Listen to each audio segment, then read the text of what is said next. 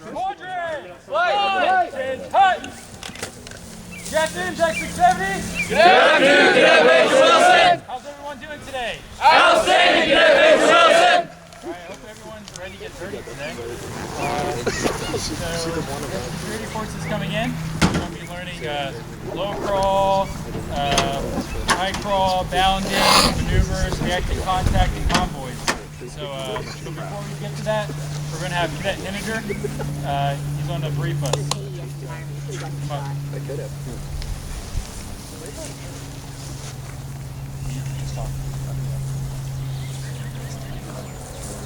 Alrighty.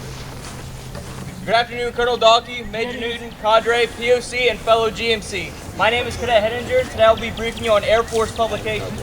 I'll be covering Air Force publications with 2 points. My first point being the 3 types of Air Force publications they are and what we use them for. So, my first point, the 3 types of Air Force publications that we use here at Detachment 670 and around the Air Force. The most common one, first of all, is AFI 36-2903, which is also more known as Dress and Appearance. Second is the Drill and Ceremonies publication, and thirdly, the last one is Tongue and Quill. So, my second point is what we use them for. So, for Dress and Appearance publications, for example, if you're wanting to know, okay, as far as uniform standards go, what can I use to shine my shoes? What's the hair standards like? What's the shaving requirements like? You can use the Air Force publication, Dress and Appearance, to look that up. Secondly, Drill and Ceremonies publication. In other words, how to properly give commands and how to drill correctly. As you all know, if you go to Enhanced Drill, Cadet Stags is required to use the Drill and Ceremonies Air Force publication during Enhanced Drill. The reason for that is that you guys are more successful during leave. And lastly is the Tongue and Quill publication. In other words, how to format papers correctly and how to send up memorandums correctly. Say you want to send a memorandum to Captain Hurt. You go through the format correctly, you make sure that everything is correct. So in conclusion, today I've talked to you about Air Force publications. My 2 points are the types of Air Force publications that we have and what they're used for. This concludes my briefing. Are there any questions?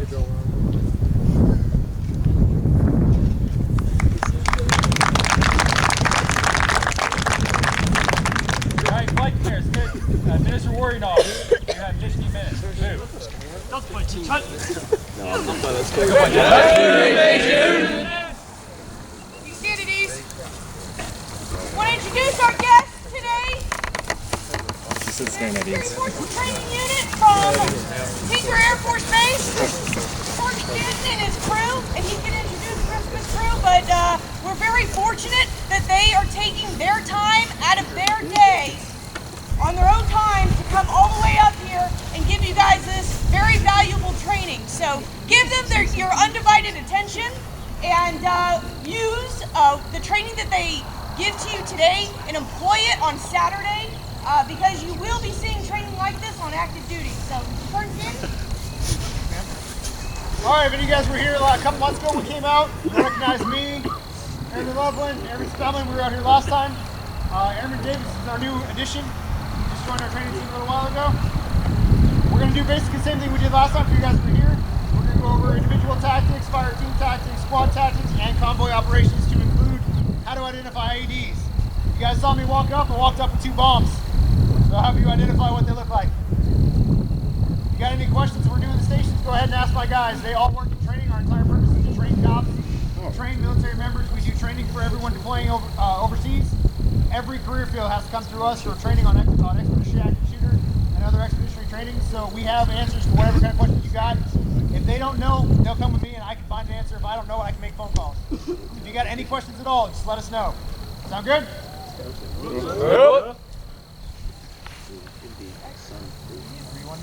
Okay, so we're going to have 3 stations. So we're going to have the first station over here. That's going to be low crawl, high crawl, bounding. Then we'll have station 2 as convoys. And then maneuver, reacting to contact is going to be in this open field. So you all should know where you're going. You can take control of your flights. Day after orders today. Talk about squad meets. It's not like buddy bound or anything like that. Basically, what we're going to do is you're on patrol, either you got out of the convoy, you're moving up, you're walking along the tree line or doing whatever, going from point A to point B. So who remembers from what we taught you guys last semester, who remembers some of the key things that we taught you? Midway through everything. Okay, what about it? Okay. Yes, Kip, right. 360 degrees. 360 degrees awareness, good. Yes, good, good. Spacing. Don't be too close. You don't get. What is the spacing? Yeah. 5 maybe. Yes, Kip, open. What? Because that is roughly the closing radius of it. Blast radius of a frag grenade, yes. So make sure you're 10 meters apart. You're on the left side. Where's your rifle pointing? Where's your muzzle pointing? Left side, right? Yeah. You're on the right side. Your muzzle's pointing towards the right side, right? Yeah. Okay. So we need, let's go with 2 lines, stagger them up. So.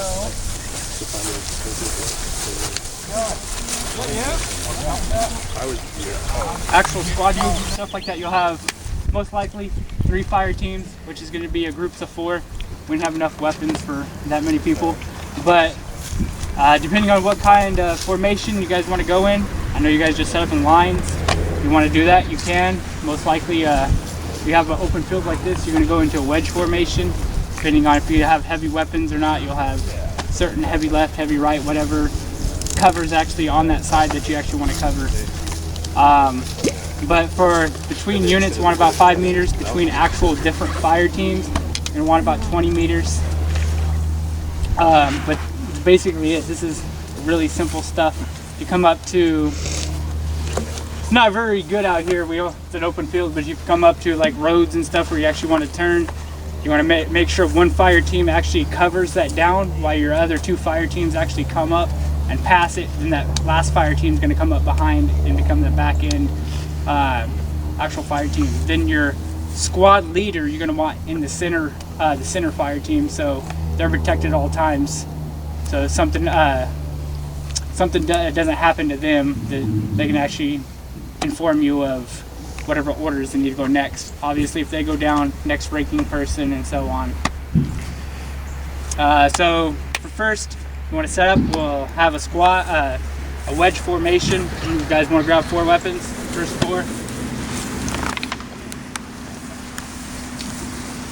Wedge is pretty simple. You have 1. Then whatever you have on heavy side, you're gonna have, say he'll be here, you'll have 1 person here, another 1 back. Then this would be heavy left, because you have the most guns. Most likely you're gonna have 240 or 249 on this side too. Then the least amount of firepower on the right, depending on where you're at. This is gonna be your most likely avenue of an enemy contact. If they come up from this side, you're gonna have the heaviest weapons on this. But about 5 meters apart. 5 meters is about 15 feet too. So you want to back up. Then you'd have a second fire team, then a third fire team. And you guys would go along, do your walking patrol. So if you guys want to set up two more fire teams, we'll go ahead and walk down a little bit and see how you guys react to fire and all that good stuff.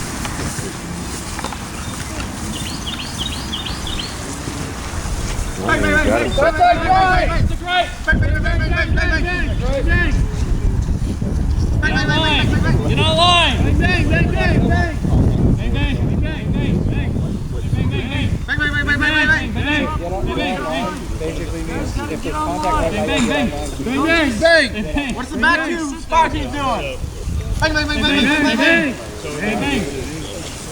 Get on line to the side of the contact. So if you're getting shot from your right side, get on line facing that way. Said no from your dad. You stood up. If you receive contact, everybody's going to get on line towards that threat. Then whoever fire team is actually being engaged, your buddy fire team over here on the right or the far, whatever, it's in the middle, pick a side. They're actually supposed to get up and go towards the threat and cut them off this way. But you need to make sure you're communicating with your fire team that's actually under fire to cease fire, shift fire, whatever they need to do so they're not actually engaging you. So you're actually supposed to cut them off with linear before they come around and start coming up from behind you, the sides of you as well. So you want to cut them off. So just make sure to tell them to cease fire. You're going to come up from the side, engage them all the way through where they were actually engaged past and come back up.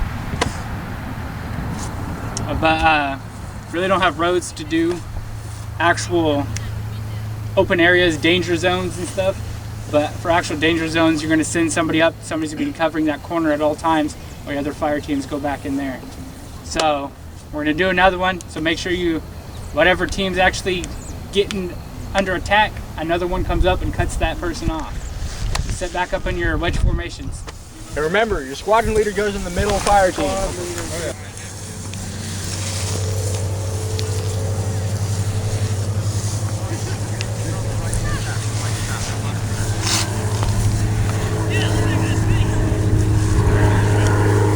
Bang, bang, bang. Bang, bang, bang, bang, bang, bang, bang. Bang. Bang. Bang, bang, bang. Bang, bang, bang. Ted Nelson, you're dead. You're dead. You're dead.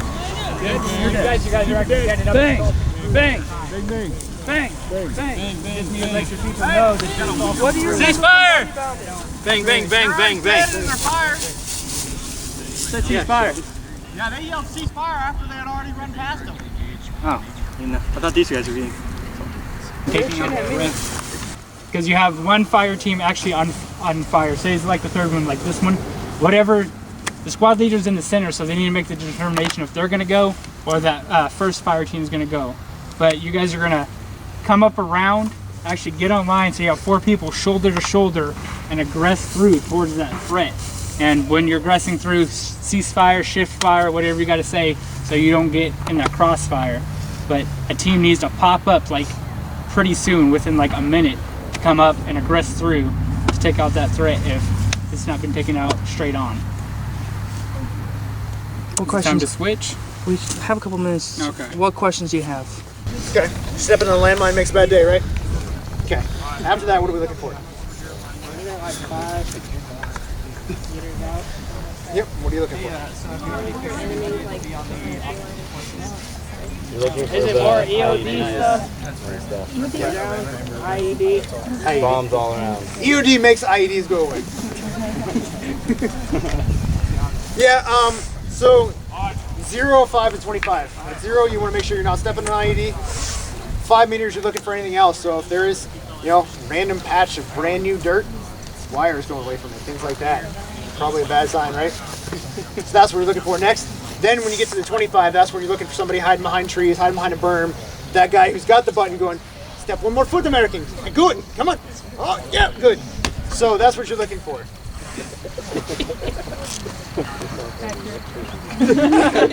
You'd be surprised. So, what we're going to do is we're going to run through that. First time we're going to do it, we're going to pretend there's no bombs here at all. After that, we're going to run through a couple times, switch you guys through trucks so you can see front, back, and the middle, and practice that, and then we'll get back out and you guys can ask any questions you got. So if you have questions or you think you might have questions, try and think of them now. Sound good? All right, cool. Load up in the trucks. I don't know, depending on how muddy you are, you might want to go in the bed instead of getting in somebody's truck. Go in the bed. Give me step. Got it, sorry.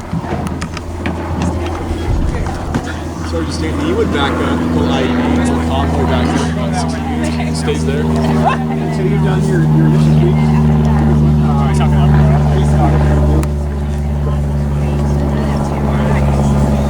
Stay safe. Turn around, look. Keep walking. Turn around, look.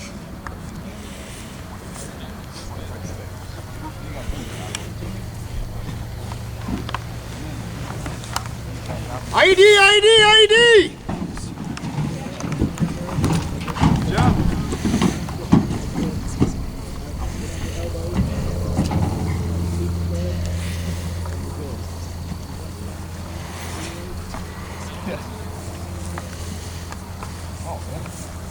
This time you guys are looking for something.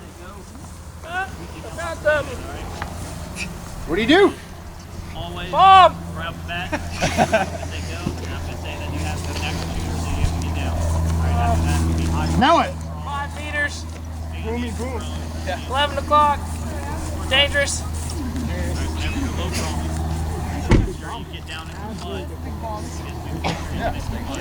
Back up. Back up. You see you drop. Really big bomb. Get up. Around the ball. You want a perimeter around the ball. Low crawl. Whoa. 100% correct. Go. Around, do not step anywhere near it. Keep that weapon on your back. Low crawl. 1 foot. To the left. All right, I need my rifles back. Get up.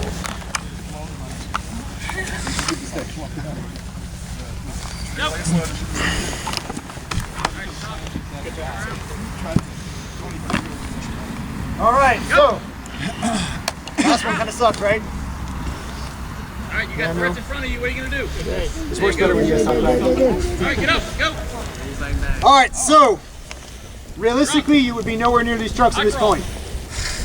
That big one, at a minimum, you're going to be 2,500 meters away because it has that much explosive to it. Obviously, I'm not going to make you guys go that far down the road, but with the one under the truck, what do you guys think you'd do? All right, get up. With the one under the truck? Yep. You can't really leave the truck, can you? Because then they would have the truck. But I guess they couldn't get the truck because there's a bomb under it. The last time we backed up when there was a bomb in the top. Yeah, but then that's like a risk for the driver. Low crawl. I'd say we just probably take these two trucks. Drag it. Move out. Rifles on your spine. Where are you going to go with these two trucks? Far away. Where? Back to like the ORI or There's a bomb right there. Alright, well, You're not driving down that road. we're not taking the trucks, we're just going to walk. That's a terrible choice. I mean, I guess we could go through this field here and now. Yes, you back on can. the road. Everybody seen a Humvee before? Yeah. Okay. They are big. They have big tires. They are all-terrain vehicles. They will go. Especially the ones we use downrange for convoys. They have armor plating this thick on them. So I'm not walking anywhere when I have this much armor I can hide behind. It's a much better decision. So, with this truck, the people in this truck are going to try and get out the opposite side if they can. That way you're not disturbing it. Obviously it didn't go off when you parked the truck on top of it, right? And 2 other trucks drove over it already. So, just jumping out of the truck's not going to damage it. But try and get out. It's in under the front tires. Get out through the back. Get out through the gunner's hatch at the top and go out. Circle around, get into another truck, pack up and go. It's going to be cramped, but at least you're out of there. Then you can set up your 2,500 meter cordon and set anybody else from coming in. Because one, that stops anybody from getting in, and it stops bad guys from getting out with your truck. So if it is a fake bomb, they can't just up and leave in your truck. Questions on that part? Easy stuff. It looks really hard. A lot of this is really easy. You guys have seen the Army does it, and like I said, they are some special kids.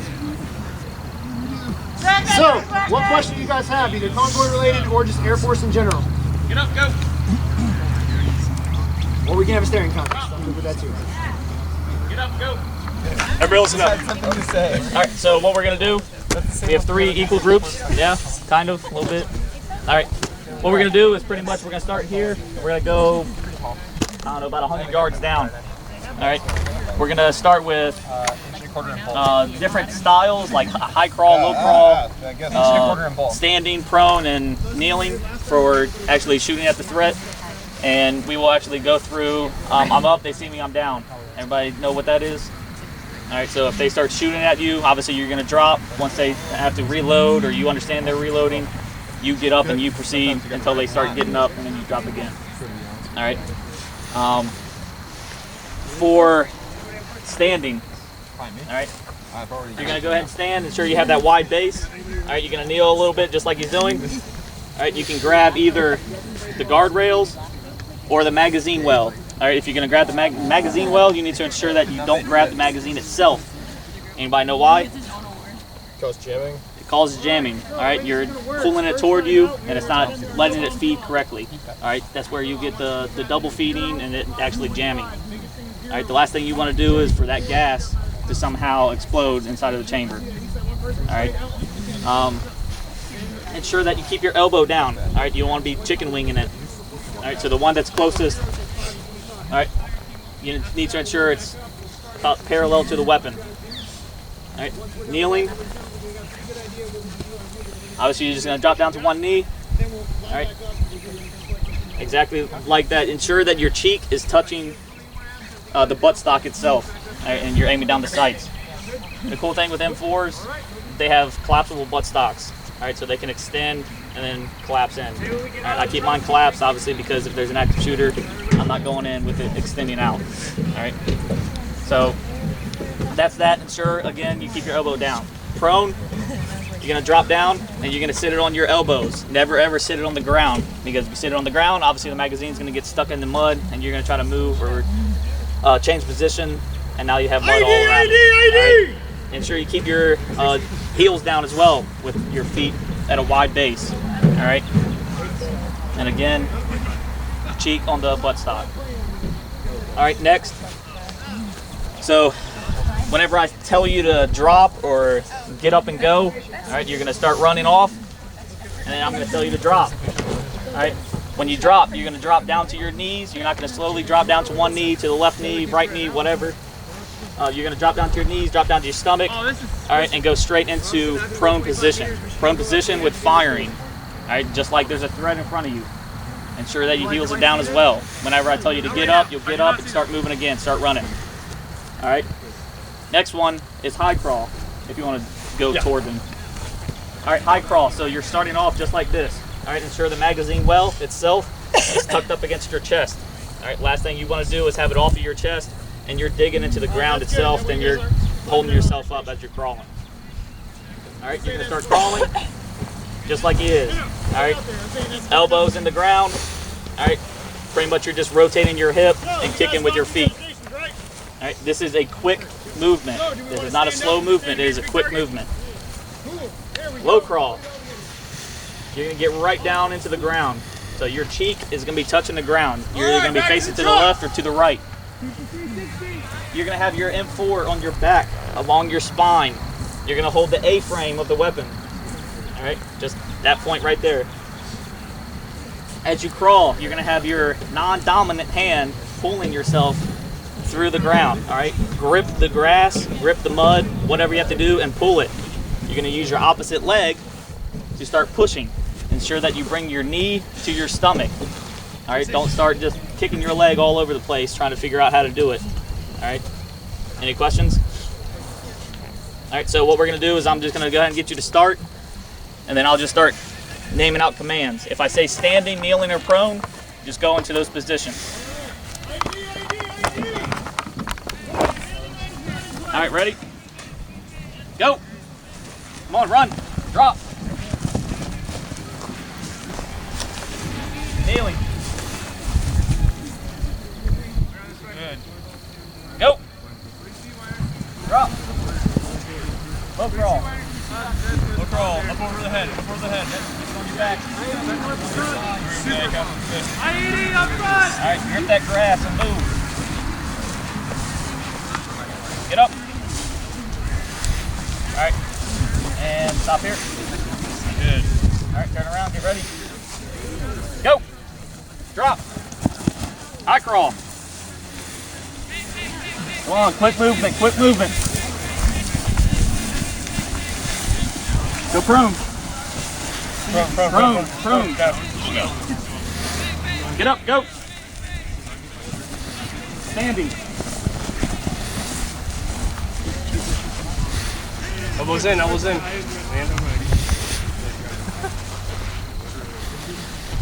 And low crawl. Finish out all the way to the end. Hey, grab this A-frame right here. Forward. Get in the dirt. Be a mole. You're good. All right, y'all are good. All right, hand it off. Enjoyed your training today. I hope you will remember it for Saturday. Like I said, employ it. Put all these pieces together for the exercise on Saturday, and I think you guys are going to have a good time and learn a lot. I really want to thank our guests today, Sergeant Stanton and his crew, for coming out. Give them a round of applause.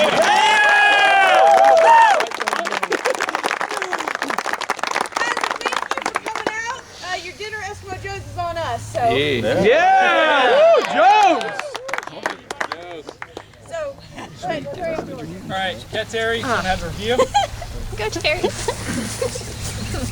Alright, so just a quick review for y'all today. So the first station, y'all did convoys, obviously. Just remember that there's a 0, 5, and 25 patrol area. 0 is looking underneath the car and right at your feet so you don't just jump down onto a bomb or whatever. And a few takeaway points is make sure you're not walking backwards. You're walking like this and looking backwards so you don't trip and fall. And make sure you always call out what you see. For the second station was a tactical patrol station. You practice getting online, and once again, you always have to practice good communication. Calling out what you see, calling out what side they're on, and calling it out loud so everybody can hear you. Last was the low crawl station. Pretty simple. You did high crawl and low crawl. Tore your clothes all up and you scratched your face. So it was good. And so just like Major Newton said, make sure you remember everything that you learned today because you're going to need it on Saturday. And if you don't practice good techniques, you're going to be lit up on Saturday. And then just again, make sure you're showering right after this. There's ticks out here, there's spiders. So just make sure you're showering and getting all clean. That's all I have.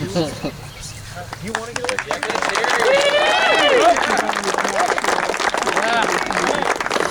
Who knows what was going on this month? Mustache March! Mustache March. Cat Martinez has some awards to give out. So I'm going really fast, but for this month we have a couple of awards. So if you participated in Mustache March, will you please come up here? Woo!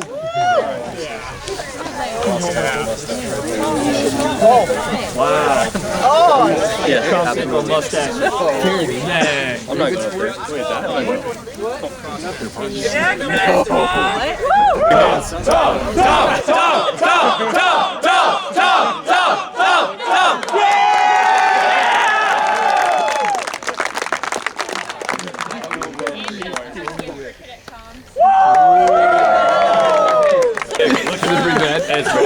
That's pretty bad. That's 670! Cowboys!